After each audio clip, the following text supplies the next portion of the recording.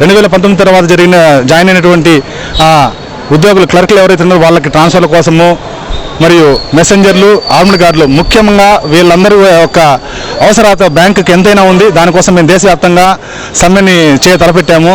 దాని కొరకుగా ముందస్తు చర్యగా మేము వివిధ విభాగాలుగా వివిధ ప్రయత్నాలుగా చేస్తున్నాము. ముందస్తు నోటీసులు గవర్నమెంట్ ఆఫ్ ఇండియాకి లేబర్ కమిషన్ ద్వారా ఇచ్చాము, మేనేజ్మెంట్కి లెటర్స్ ఇచ్చాము, తర్వాత మౌన పోరాటం చేస్తున్నాము.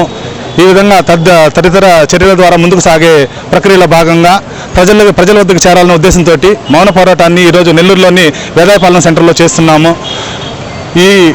ఈ విధమైన చర్యలకి గమనించి మేనేజ్మెంట్ ముందుకు వచ్చి సమస్యలు పరిష్కరించవలసిందిగా మీడియా మిత్రుల ద్వారా మేము కోరుకుంటున్నాము.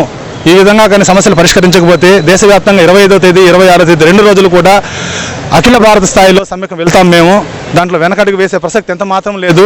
ఈ సమ్మెకి మీరందరూ కూడా మీ తరపు నుంచి సహాయ సహకారం అందించవలసిందిగా మేము ఎలక్ట్రానిక్ మీడియాని మరియు ప్రింట్ మీడియాని కూడా కోరుతున్నాము.